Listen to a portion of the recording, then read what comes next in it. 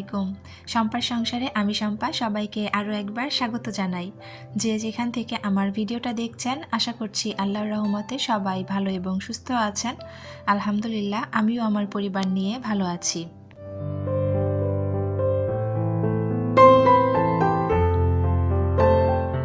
তো চলে এলাম আমি আরেকটা নতুন ভিডিও নিয়ে। আশা রাখছি আপনাদের কাছে ভিডিওটা ভালো লাগবে। তো ভিডিওটা শুরু করেছি সকাল থেকে। সকালবেলা আমি এখানে আমার লেপের কভারগুলো আজকে একটু মেশিনে দিয়ে দিব। কয়েকদিন বেশ ঠান্ডা গিয়েছে, রোদ একেবারেই ছিল না, তো তখন কভারগুলো দিতে পারিনি। আর আমার কাছে বেশ ময়লা লাগছে কভারগুলো, কারণ সাদা কভার তো দেখা যায় যে একটু ময়লা হলেই কিন্তু দেখতে খুব খারাপ লাগে। তো রোদ ছিল না যার জন্য দিতে পারিনি, এখন রোদ আছে তো ভাবলাম দিয়ে দেই। কিন্তু আমার আসলে বোধহয় কপালটা খারাপ, কারণ আমি যখন লেপের কভারগুলো ধুয়ে দিয়েছি তখন থেকেই কিন্তু রোদ আর নেই, যার কারণে লেপের কভারগুলো কিন্তু আমার আর শুকায়নি। তো এই কভারগুলো কিন্তু এইভাবে আমাকে বাসার মধ্যে মেলে রাখতে হয়েছে। তো যাই হোক, কিছু করার নেই। আমি এখন এই যে কভারগুলো খুলে নিয়েছি, এখন আমি মেশিনে দিয়ে দিব।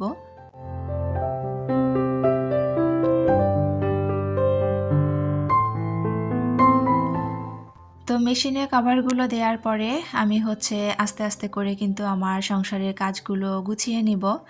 কারণ যেহেতু একা হাতের সংসার আর আমার কোনো হেল্পিং হ্যান্ড নেই, যার কারণে কিন্তু আমার সংসারের কাজগুলো আমাকে একা একাই করতে হয়।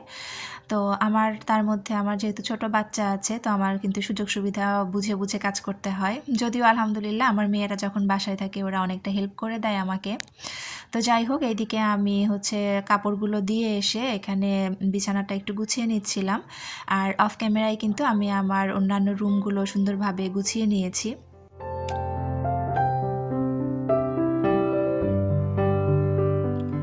সব কিছু গোছানোর পরে এখানে আমি কিছু চাল একটু রোদে দিব। তো এগুলোকে আমাদের এলাকায় আসলে এই চালগুলো পাওয়া যায় না। এই চালগুলোকে বিন্নি চাল বলে, তবে আমার শ্বশুরবাড়ি এলাকায় এগুলোকে বলে বিরন চাল। আর এই চালগুলো আমার ননাস আমাকে পাঠিয়েছিল বেশ অনেক দিন আগে। তো চালগুলোতে কেমন জানি কালো রঙের পোকা হয়ে গিয়েছে। তো এর আগেও কিন্তু আমি চালগুলো রোদে দিয়েছিলাম। তো এই চালগুলো যে আসলে ঘরে আছে এটা আমার মনেও থাকে না, আর আমার খাওয়াও হয় না, যার কারণে দেখা যায় যে পোকা আবার হয়ে গিয়েছে। তো আজকে যদিও সেরকম রোদ নেই, তারপরেও যতটুকু রোদ আছে আমি একটু দিয়ে রাখবো, যার জন্যই কিন্তু ঢেলে নিয়েছি। তো আর এদিকে আমার হাজব্যান্ড গতকালকে রাতে ডিম এনে রেখেছিল, তো ডিমগুলো এখন আমি ঝুড়িতে তুলে রাখলাম। এখন আমি ডিমগুলো ধুবো না, আমার সুযোগ সুবিধা বুঝে আমি পরে ধুয়ে নিব।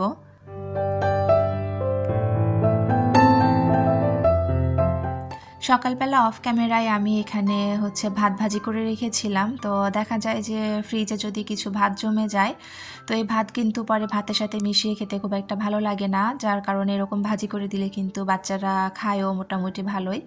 আর শীতের সিজনে দেখা যায় যে পেঁয়াজের পাতা দিয়ে কিন্তু ভাত ভাজিটা খেতে বেশ ভালোই লাগে গরম গরম। তো আমার হাজব্যান্ড সকালবেলা শুধু 1 কাপ চা আর একটা ডিম খেয়ে চলে গিয়েছে। ও কিন্তু সকালবেলা আসলে এভাবে তেমন কিছু খায় না। তো এখানে শুধু আমি, আমার 2 মেয়ে আর আমার ছেলে আমরা খাবো, যার জন্য আমাদের 4 জনের জন্য এখানে ডিম পোস্ট করে নিচ্ছিলাম। তো যারা অলরেডি আমার ভিডিওটা দেখা শুরু করেছেন প্রত্যেকের কাছে রিকোয়েস্ট করে নিচ্ছি, প্লিজ আমার ভিডিওতে একটা লাইক দিয়ে পুরো ভিডিওটা কন্টিনিউ করবেন, কারণ আপনার একটা লাইক আমার কাছে অনেক বেশি মূল্যবান। আপনার এই লাইকটাই কিন্তু আমার ভিডিওটা আরও অনেকের কাছে পৌঁছে দিতে সাহায্য করবে।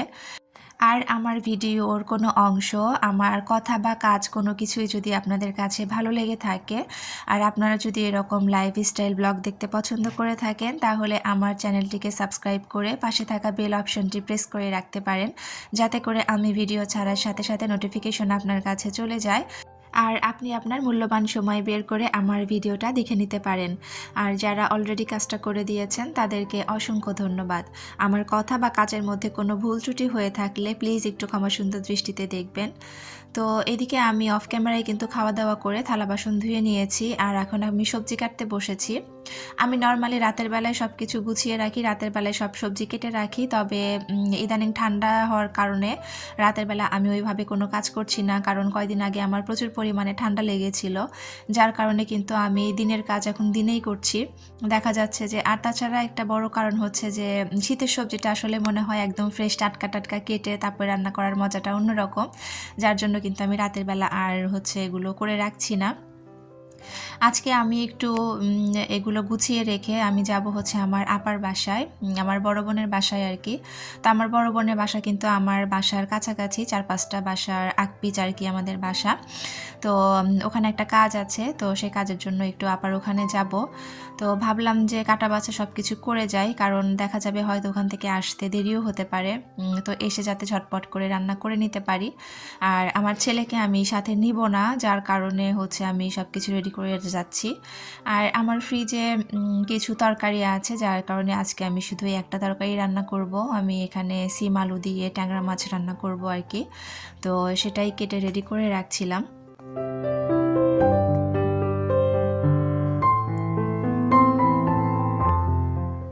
আমি এই চ্যানেল খোলার পর থেকে 2টা ভিডিও 3টা ভিডিও আপলোড করেছি। আসলে হয়তো আমি সন্ধ্যা 6টার দিক করে আপলোড দিতাম, তবে কালকে থেকে মানে আগামীকাল থেকে ইনশাল্লাহ আমি সন্ধ্যা 7টায় এই চ্যানেলে ভিডিও আপলোড দিব। তো আশা রাখছি আপনারা আমার ভিডিওটা দেখে নেবেন আর হচ্ছে আমার একটু পাশে থাকবেন। তো এখানে আমি এই যে সবজি কেটে ধুয়ে রেখেছি, এখানে আমি ডিমটা এখনও ধুইনি, ডিম আমি যখন আমি ফ্রি টাইম পাবো ওই সময় ধুয়ে নিব। আর এখানে ট্যাংরা মাছ ভিজিয়ে রেখেছি, আমি ট্যাংরা মাছ দিয়ে রান্না করব। আর সিম আলুর সাথে কিন্তু আমি একটা মূলাও দিয়েছি। মূলাটা না গতকালকের আগের দিন আমি কেটে রেখেছিলাম, আমার একটু বেশি হয়েছিল সবজিটা, এই জন্য উঠিয়ে রেখেছিলাম। তো ভাবলাম ওটা ওর সাথে দিয়ে দিই, রান্না করলেই খাওয়া হয়ে যাবে। তো যাই হোক, এই যে আমি সব কিছু কাটা বাছা করে তারপরে কিন্তু আমার বোনের বাসায় এখানে চলে এসেছি।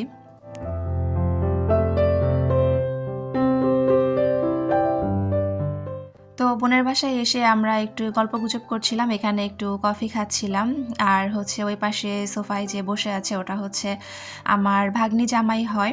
তো আমার ভাগ্নি জামাইকে আপনারা অনেকেই হয়তো চিনে থাকবেন, কারণ ও হচ্ছে যেহেতু মিডিয়াতেই কাজ করতো, ও হচ্ছে 71 টিভিতে নিউজ প্রেজেন্টার ছিল। মাহাদি হাসান হচ্ছে ওর নাম। তো বিশেষ করে যদি কোনো ভাইয়া দেখে থাকেন, ভাইয়ারা চিনবেন বেশি, কারণ দেখা যায় খেলার খবর বা নিউজ কিন্তু আমাদের মেয়েদের চাইতে ছেলেরাই বেশি দেখে থাকে। তো সেই জায়গা থেকে হয়তো মাহাদিকে চিনতে পারেন আপনারা। তো 71 টিভিতে যে খেলাযোগ যে অনুষ্ঠানটা হয়, সেখানে কিন্তু মাহাদিকে হয়তো আপনারা অনেকেই দেখে থাকবেন। তো যদিও এখন কিন্তু সে আর 71 টিভিতে কাজ করছে না, আপাতত সে তার পার্সোনাল কাজগুলো নিয়েই বিজি। হচ্ছে তার কিন্তু ফেসবুকে পেজ আছে, সেখানেও তার প্রচুর মানে ফলোয়ার আছে, প্লাস ইউটিউবে চ্যানেল আছে। তো সে কিন্তু একজন সফল ইউটিউবার আর কি। তার চ্যানেলটা মাশাআল্লাহ অনেক বড়সড় চ্যানেল। আর হচ্ছে তার চ্যানেলের নাম হচ্ছে গ্লোবাল ইন্টারেস্ট। আর মাহাদি হচ্ছে সিলভার প্লে বাটন পেয়েছে। তো আমি একটু গল্পের ফাঁকে একটু সিলভার প্লে বাটনটা দেখছিলাম। তো সেটার আমার ভিডিও করার কথা আসলে মনে ছিল না, শুধু আমি ছবি তুলেছি। তো ওই ছবিটা আপনাদের সাথে একটু আমি শেয়ার করে দিব, কারণ আমার যেহেতু ভিডিও নেওয়ার কথা আসলে সব সময় কেন জানি মনেও থাকে না। তো এই যে সিলভার প্লে বাটনটা আপনাদের সাথে একটু শেয়ার করে দিলাম। আর তারপরে আপার বাসা থেকে হচ্ছে আমার বাসায় আসতে আসতে মোটামুটি অনেকটা দেরি হয়ে গিয়েছিল। তো যেহেতু আমার ছেলেকে রেখে গিয়েছিলাম, আপা বারবার খাওয়া দাওয়া করে আসতে বলছিল, কিন্তু ওটা তো সম্ভব না। তো এসে দেখি আমার হাজব্যান্ড ভাত বসিয়ে দিয়েছে, আর এদিকে আমি হচ্ছে তরকারিটা ঝটপট রান্না করে নিচ্ছিলাম। যেহেতু একটাই তরকারি রান্না করব, আর সব কিছু কাটা বাছা রেডি থাকলে তো দেখা যায় খুব একটা সময় লাগে না। তো আমি শুধু তরকারিটা রান্না করে নিচ্ছিলাম।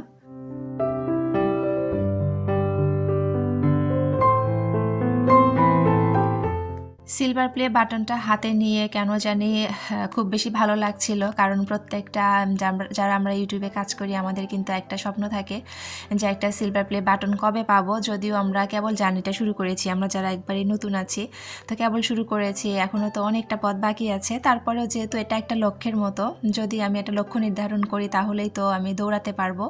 তো লক্ষ্যটা নির্ধারণ করাটা আসলে আমাদের সব ক্ষেত্রে জরুরি।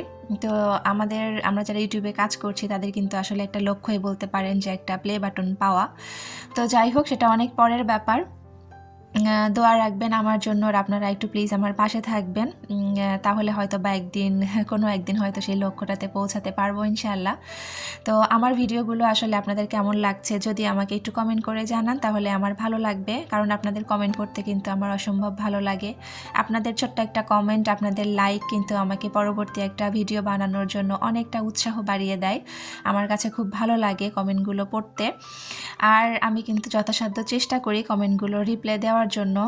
তো যাই হোক, কথা বলতে বলতে এদিকে আমি কিছু শুকনা বাজার গুছিয়ে নিচ্ছিলাম।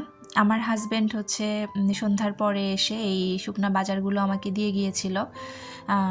মানে রান্না বান্নার পর থেকে আর সেরকম কোনো ভিডিও আমি নিয়েছিলাম না, তো এটা হচ্ছে একদম সন্ধ্যার পরের ভিডিও। তো এই শুকনা বাজারগুলো আমি হচ্ছে গুছিয়ে রাখছিলাম।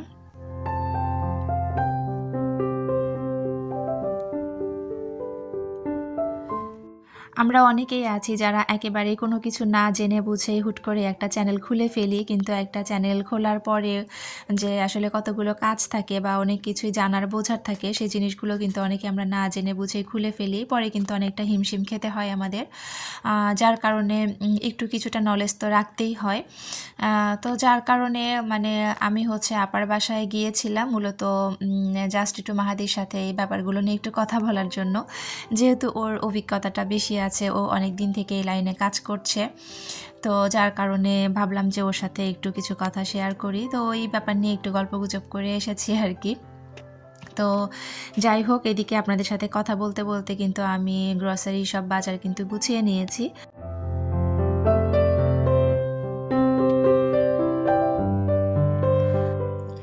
তো আমি কিন্তু ভিডিও শেষ পর্যায়ে চলে এসেছি। আমার আজকের ভিডিওটা কেমন লেগেছে ছোট্ট একটা কমেন্ট করে আমাকে জানাতে ভুলবেন না। তো আপনাদের প্রত্যেকের সুস্থতা কামনা করছি, আর পরবর্তী ভিডিও দেখার আমন্ত্রণ জানিয়ে এখানেই বিদায় নিচ্ছি। আমার জন্য একটু দোয়া করবেন। আজ এই পর্যন্তই। আল্লাহ হাফেজ। আসসালামু আলাইকুম।